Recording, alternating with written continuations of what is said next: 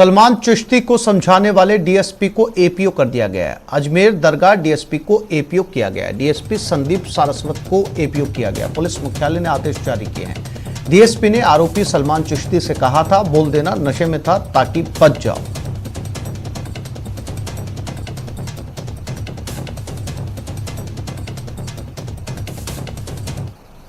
और आइए आपको वो वीडियो दिखाते हैं जिसे बीजेपी नेता अमित मालवीय ने ट्विटर पर शेयर किया है। वीडियो में पुलिस सलमान को ले जाते हुए नजर आ रही है और कुछ बातचीत भी कर रही है। मालवीय का आरोप है कि पुलिस सलमान चिश्ती को ये सिखा रही है कि वो ये दावा करे कि वो नशे में था ताकि उसे बचाया जा सके। मालवीय ने सवाल उठाए कि क्या कांग्रेस के राज में हिंदू की जान मायने रखती है। साथ ही कहा कि राजस्थान पुलिस उदयपुर की घटना को रोक सकती थी। कौन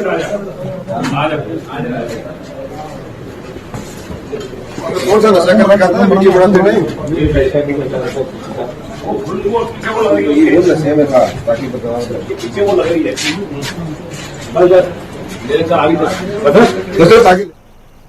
सांसद राज्यवर्धन सिंह ने प्रदेश सरकार को घेरा। कानून व्यवस्था पर गंभीर सवाल उठाए।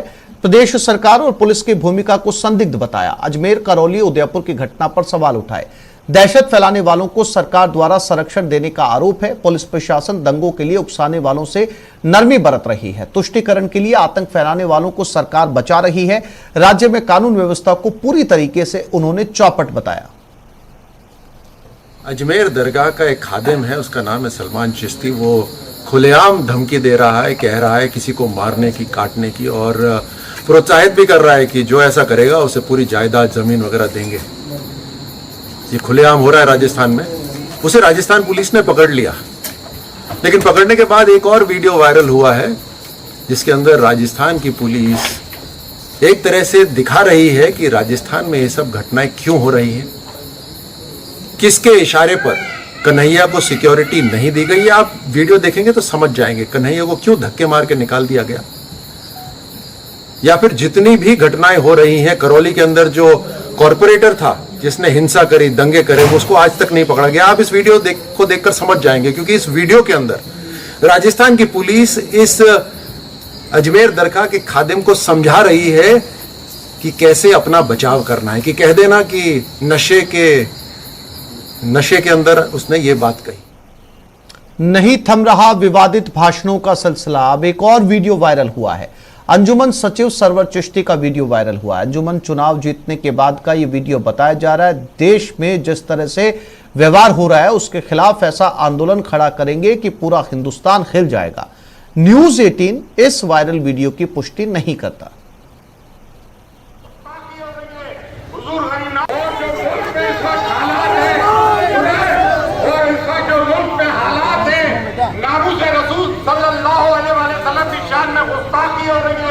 हुजूर गरीनाथ की शान में गुस्ताखी हो रही है।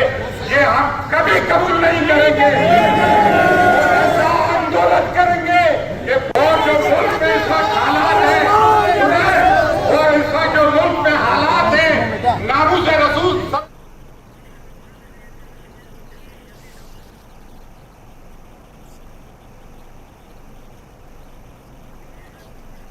और संघ का राजस्थान पर फोकस। झुंझुनू में आरएसएस का मंथन शुरू हो गया। आज से अखिल भारतीय प्रांत प्रचारकों की बैठक 9 जुलाई तक होगी। अखिल भारतीय प्रांत प्रचारकों की बैठक है। संघ प्रमुख डॉक्टर मोहन भागवत इस बैठक को लेंगे।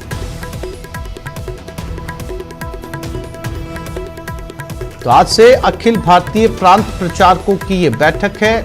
इस समय शेखावटी के झुंझुनू में संघ प्रमुख मोहन भागवत मौजूद हैं। बैठक में देश भर के 45 प्रांत प्रचारक और सह प्रचारक पहुंचेंगे। मंदिर परिसर के बाहर पुलिस जाब्ता तैनात किया गया है।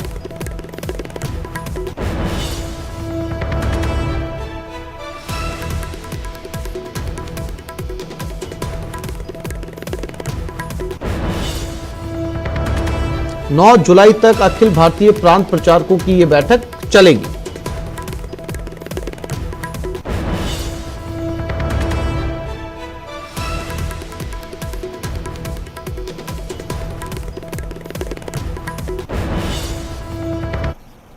सवाई माधोपुर में जानलेवा हमला हुआ। जमीन विवाद को लेकर पूर्व सरपंच पर हमला। गांव बाजोली में हमला कर पूर्व सरपंच को घायल किया गया। खेत पर गांव के दबंगों द्वारा जानलेवा हमला किया गया। घायल अवस्था में रामलाल गुर्जर को खंडार अस्पताल पहुंचाया है।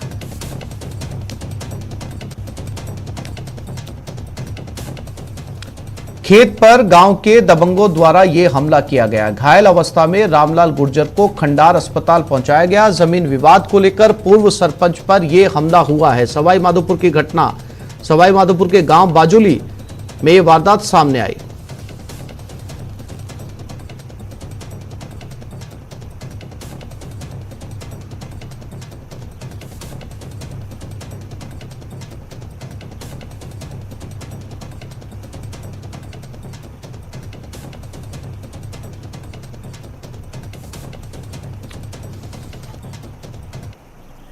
और अब बात भरतपुर की, जहां बयाना उपखंड के गांव सिंघाड़ा में ग्रामीणों ने विरोध प्रदर्शन किया। प्राथमिक स्वास्थ्य केंद्र पर तैनात चिकित्सा कर्मियों को लेकर आरोप है। अस्पताल में तैनात डॉक्टर और कंपाउंडर ना तो समय पर आते हैं और ना ही मरीजों के साथ सही व्यवहार करते हैं। इतना ही नहीं, जब किसी मरीज की ओर से सवाल उठाए जाते हैं तो उसे झूठे केस में फंसाने की धमकी भी दी जाती है।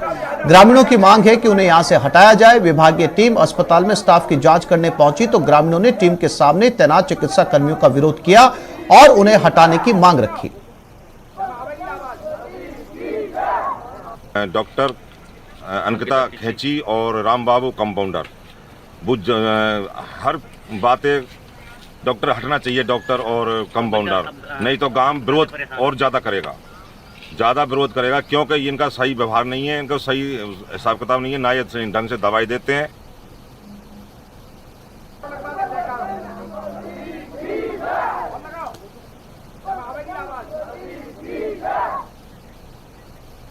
और इसी खबर पर ज्यादा जानकारी के लिए बात करते हैं हमारे संवाददाता दीपक पुरी के साथ। दीपक, क्या इस पूरी घटनाक्रम को लेकर जब गांव वाले असंतुष्ट हैं तो क्या डॉक्टर की तरफ से कोई प्रतिक्रिया आई या फिर जो टीम पहुंची थी मामले की जांच करने, उसने डॉक्टर पर कोई एक्शन लिया? देखिए आसिफ, ये जो पूरा मामला है वो बयाना उपखंड का गांव है सिंघाड़ा, वहां पर प्राथमिक स्वास्थ्य केंद्र वहां का है। जब ग्रामीणों ने जो चिकित्सक थे वहां पर तैनात थे उन पर लापरवाही और अभद्र व्यवहार के आरोप लगाए तो इसमें जो टीम थी वो जांच करने पहुंची तो उस पर भी ग्रामीणों ने पक्षपात के आरोप लगाए। उनसे कहा कि आप जो है चिकित्सा कर्मियों की तरफ लोग रहे कि ना कि ग्रामीणों का जो रोष है उसे देख करके इनके खिलाफ कोई कार्रवाई कर रहे हैं। ऐसे में उन्होंने टीम के सामने भी विरोध प्रदर्शन किया और उन्हें वहां से हटाने की जो है मांग की है। अब उन्होंने कहा है कि अगर इनको जल्द यहाँ से जो है नहीं हटाया जाता है तो ग्रामीण जो है एकत्रित होकर के और जो प्राथमिक स्वास्थ्य केंद्र है उसके सामने धरना देंगे, क्योंकि उनका आरोप है कि जो चिकित्सक वहां पर तैनात है और जो कंपाउंडर है उनके द्वारा जो मरीज वहां पर आते हैं उनसे अभद्र व्यवहार किया जाता है, सही तरह उनको देखा नहीं जाता है, समय पर वो अस्पताल नहीं आते। ये सारे जो ग्रामीणों ने उन पर आरोप लगाए हैं और इन आरोपों के जो है उनकी शिकायत भी की थी और शिकायत को लेकर के वहां पर टीम पहुंची थी। टीम वहां पर जब पहुंची थी तो ग्रामीणों ने टीम को भी वहां पर जो है घेर लिया और उनसे कहा कि आप तुरंत कार्रवाई करिए, इनका यहाँ से तबादला करिए, नहीं तो हम आंदोलन करेंगे। ये पूरा जो खामियाजा है वो सब आम जनता को भुगतना पड़ रहा है। आम जनता का कहना है कि हमें यहाँ पर दिखाने जाते हैं तो ये सही तरह से नहीं दिखते और उसके बाद हमें हायर सेंटर के लिए जाना पड़ता है। ये जो मामला है वो देखने को मिल रहा है। आसिफ, दीपक, जानकारी के लिए आपका धन्यवाद।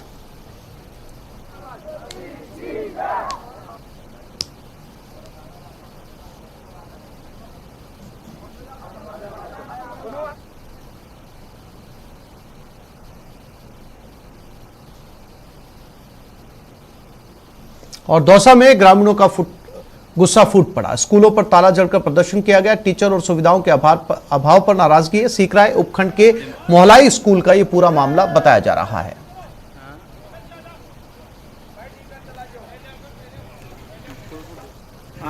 ये पूरा घटनाक्रम दौसा जिले के राजकीय उच्च प्राथमिक विद्यालय मोहलाई में हुआ। जैसे ही आज सुबह करीब 7:30 बजे स्कूल खुलने का समय हुआ तो ग्रामीणों ने गेट पर ताला जड़ दिया। इसके चलते स्कूली बच्चे और स्टाफ स्कूल के अंदर प्रवेश नहीं कर सका। ग्रामीणों का आरोप है कि करीब 40 सालों से ये विद्यालय संचालित है, इसके बावजूद भी यहाँ पर पर्याप्त शिक्षक नहीं है। करीब 113 छात्र छात्राओं का नामांकन है, लेकिन केवल 3 शिक्षक के स्कूल में कार्यरत हैं। ऐसे में 8 कक्षाओं को पढ़ाने के लिए केवल 3 शिक्षकों को लगा रखा है। इसके अलावा स्कूल में ना तो पानी की व्यवस्था है, ना ही पर्याप्त भवन है। ऐसे में स्कूल में मूलभूत सुविधाओं के साथ साथ शिक्षकों की कमी के चलते आज ग्रामीणों ने स्कूल के गेट पर ताला जड़ दिया। करीब 2 घंटे बाद शिक्षा विभाग के अधिकारी मौके पर पहुंचे और ग्रामीणों से समझाइश की कोशिश की, लेकिन ग्रामीण इस बात पर अड़े रहे कि पहले स्कूल में पर्याप्त शिक्षकों की व्यवस्था की जाए।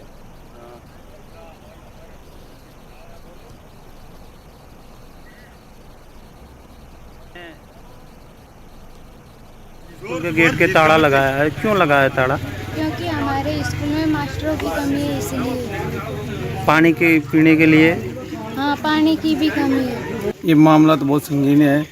कई सालों से ये मांगे ग्रामवासियों की, जनप्रतिनिधियों की मांगे हैं। बच्चों का भविष्य खतरे में है, तो इसलिए हम शिक्षा विभाग से यही वो करते हैं कि स्कूल की एक तो पानी की मांग पूरी हो, एक पहली प्राथमिकता अध्यापकों की पूर्ति हो। मुख्य मांग तो स्कूल में अध्यापक की कमी चल रही है, जो की पूर्ति के लिए हमने ताला लगाया है। दूसरी पानी की समस्या से बालकों को पानी पीवा के लिए।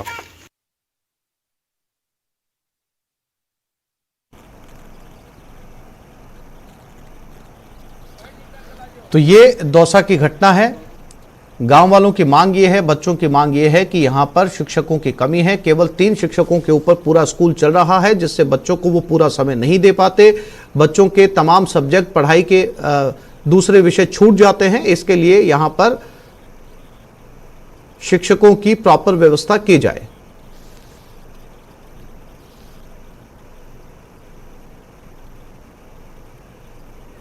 आशीष शर्मा दौसा से हमारे साथ जुड़ गए। आशीष, क्या इनकी मांगों को सुना जा रहा है? बिल्कुल, ये राजकीय उच्च प्राथमिक विद्यालय मोलाई का मामला है और करीब 3 घंटे तक ये है तालाबंदी रही है। उसके बाद में स्थानीय जो शिक्षा विभाग के अधिकारी हैं वो मौके पर पहुंचे हैं। ग्रामीणों से समझाइश की गई है और उन्हें आश्वासन दिया गया है कि शीघ्र ही जो शिक्षकों की जो यहाँ पर डिपोर्ट कर दिए जाएंगे। ग्रामीणों का जो मांग थी, आरोप था कि 8वीं तक का स्कूल है, ऐसे में कम से कम 8 टीचर तो स्कूल में चाहिए ही, प्रत्येक क्लास को 1 टीचर पढ़ाने के लिए, लेकिन केवल स्कूल में 3 टीचर हैं। ऐसे में स्कूल की पढ़ाई प्रभावित होती है। कई कक्षाओं को एक साथ बिठाकर पढ़ाया जाता है और स्कूल का भवन भी जर्जर है, पानी की व्यवस्था भी नहीं है। ऐसे में मूलभूत सुविधाओं का भी अभाव था और शिक्षकों की कमी, इन सभी मांगों को लेकर यह तालाबंदी की गई थी और कुछ देर पहले ये ताले को खोल दिया गया है। शिक्षा विभाग के अधिकारियों ने समझाइश की है और आश्वासन दिया है कि आगामी 15 दिनों में जो यहाँ पर शिक्षकों की कमी है उसको पूरी कर दिया जाएगा। जी आशीष, जानकारी के लिए आपका धन्यवाद।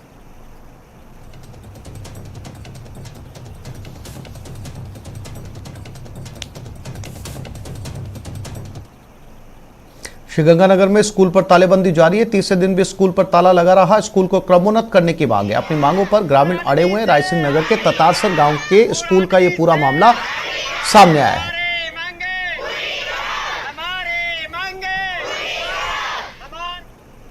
12वीं कोरोनी था, असी कल से पुकड़ता रखेंगे। हमारा स्कूल जो 8वीं का है, इसको 12वीं का करो, नहीं तो हम हमारे ग्रामवासी भाई है जो है बूढ़े बुजुर्ग सभी है, वो हम कल से भूख हड़ताल पे बैठ जाएंगे। और इसी खबर पर अशोक शर्मा हमारे साथ जुड़ गए, उनसे बात करते हैं। अशोक, 3 दिन बीत चुके हैं, क्या इनकी मांगों को सुना गया? बिल्कुल आसिफ जी, देखिए आज लगातार तीसरा दिन है जब ग्रामीण और स्कूल की छात्राओं के द्वारा तालाबंदी की जा रही है और स्कूल क्रमोन्नत की मांग की जा रही है। हालांकि इन 2 दिनों के दौरान स्थानीय जनप्रतिनिधियों के साथ साथ शिक्षा विभाग और पुलिस भी मौके पर पहुंची और ग्रामीण और छात्राओं की डिमांड के अनुसार शिक्षा विभाग के अधिकारियों ने स्कूल क्रमोन्नति का प्रस्ताव बनाकर उच्च स्तरीय अधिकारियों तक पहुंचा दिया है। लेकिन ग्रामीण और छात्राओं का कहना है कि जब तक स्कूल की क्रमोन्नति के आदेश उनके हाथ में नहीं आ जाते तब तक वे अपनी तालाबंदी जारी रखेंगे। और इतना ही नहीं, आज तो ग्रामीणों ने एक कदम और आगे बढ़ाते हुए कल से आमरण अनशन यानी कि भूख हड़ताल भी शुरू करने की चेतावनी जारी की है। ग्रामीणों का कहना है और साथ ही साथ स्कूल की जो छात्रा हैं जिन्होंने इस बार 8वीं कक्षा पास की, उन्होंने अभी तक टीसी नहीं कटवाई है और उन्होंने कहा कि वे टीसी कटवाएंगे भी नहीं और यदि स्कूल प्रशासन के द्वारा उनको जबरन टीसी पकड़ाई जाती है तो वे अपनी अगली कक्षाओं में पढ़ाई जारी नहीं रखेंगी, पढ़ाई बंद करके घर बैठ जाएंगी। स्थानीय विधायक भी विद्यार्थियों के समर्थन में है, स्थानीय शिक्षा विभाग का अधिकारी भी विद्यार्थियों के समर्थन में है। लेकिन अब ये मांग जो है ये राज्य स्तर पर अनुमोदित होनी है और इसी का इंतजार अभी इस समय विद्यार्थी और ग्रामीण कर रहे हैं। इसमें खास बात यह है आसिफ जी की अभी हाल ही में राज्य सरकार द्वारा प्रदेश की काफी सारी स्कूलों को क्रमोन्नत किया गया है, जिसमें यदि श्री गंगानगर जिले की बात करें तो केवल एकमात्र अनूपगढ़ विधानसभा की एक स्कूल को क्रमोन्नत किया गया था। बाकी अभी भी ये बच्चे हैं जो क्रमोन्नत की मांग कर रहे हैं। जी अशोक, जानकारी के लिए आपका धन्यवाद।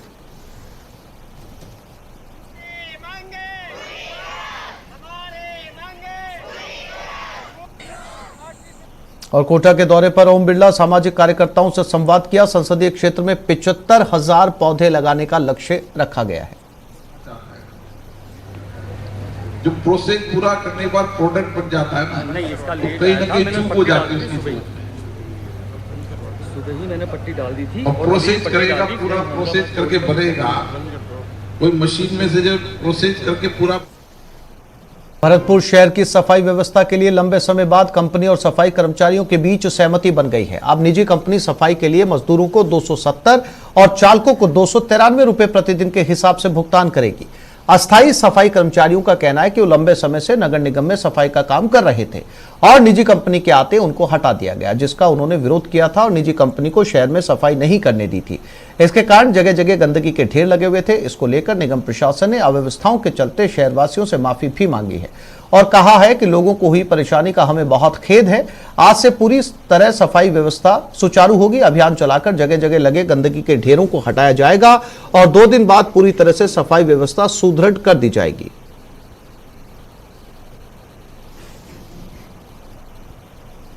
उम्मीद है कि बड़े पैमाने पर अभियान चला के 2 दिन में पूरे शहर के जितना भी कचरा पड़ा हुआ है उसको तो सब मलबे को हटा देंगे। उसके साथ ही सारी सफाई व्यवस्था को रेगुलर 2 दिन बाद में जो है लाइन पे लेके आ जाएंगे। ऐसी कोई समस्या नहीं रहेगी। हम जो है शहर के लोगों से माफ़ी चाहते हैं कि उनको काफ़ी परेशानी हुई है निश्चित तौर से, पर अब ऐसी मजबूरी। कोटा के अंबेडकर कॉलोनी इलाके की पहले ये लाइव तस्वीरें देखिए। कैसे चोर बाइक पर सवार होकर आते हैं, फिर कार में मास्टर की लगाकर गाड़ी चुराने की कोशिश करते हैं, लेकिन सफल नहीं हो पाते। बाद में हार कर अपनी मास्टर की गाड़ी में छोड़कर चले जाते हैं। ये सारी वारदात सीसीटीवी कैमरे में कैद हो जाती है। दरअसल कुन्हाड़ी थाना इलाके में कॉन्ट्रैक्टर गौरव यादव ने बुधवार रात अपनी गाड़ी घर के बाहर खड़ी की थी। सुबह 4 बजे बाइक से 3 युवक आए। इनमें से एक युवक मास्टर चाबी से गाड़ी खोलने की कोशिश करने लगा। कुछ ही देर में वो कार का लॉक खोलने में सफल हो गया। ऐसे में चोरों की खुशी का ठिकाना नहीं रहा। अब चोर गाड़ी के अंदर जाकर उसे स्टार्ट करने की कोशिश भी करने लगे, लेकिन स्टीयरिंग लॉक होने के कारण कार चुराने में कामयाब नहीं हो पाते। बाद में असफल चोर बाइक पर बैठकर भाग जाते हैं। फिलहाल पीड़ित ने थाने में एफआईआर दर्ज करवा दी है।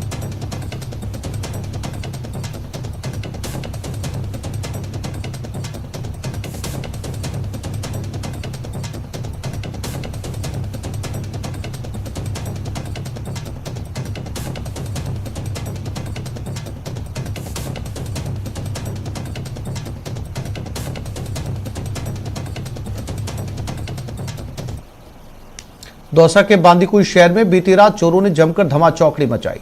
इस दौरान चोरों ने 2 दुकानों के ताले तोड़ दिए। चोरों ने एक दुकान से 80,000 रुपए की नकदी और माल चुरा लिया। वहीं एक ज्वेलर्स की दुकान को भी निशाना बनाया गया। तभी आसपास के लोग जाग गए और चौकीदार मौके पर पहुंच गया। सूचना के बाद बांदीकुई थाना पुलिस मौके पर पहुंची और चोरी की वारदात कर भाग रहे एक आरोपी को दबोच लिया। हालांकि दूसरा आरोपी भागने में सफल रहा। ये पूरी घटना सीसीटीवी कैमरे में कैद हो गई। फिलहाल पुलिस फरार आरोपी की तलाश कर रही है।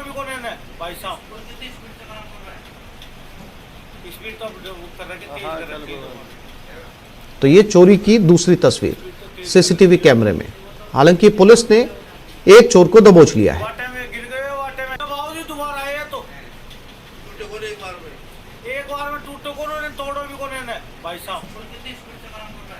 और अब आपको दिखाते हैं कोटा की सड़कों पर आवारा आतंक की दहशत।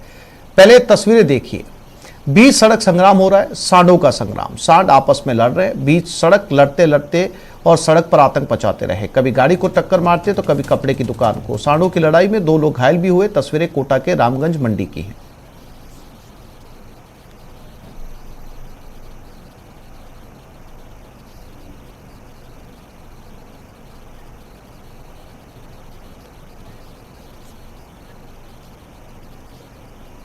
विजुअल आर्ट सोसाइटी और सूचना एवं जनसंपर्क कार्यालय जैसलमेर के संयुक्त तत्वावधान में 10 जुलाई को रंग मल्हार का आयोजन वर्चुअल तरीके से किया जाएगा।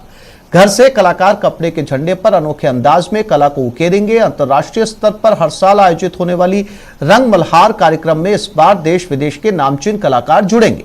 दरअसल साल 2010 में राजस्थान सहित देश के अनेक हिस्से सूखे से जूझ रहे थे। ऐसे में चित्रकार डॉक्टर विद्यासागर उपाध्याय ने जयपुर में रंग मल्हार नामक इस उत्सव की शुरुआत की थी।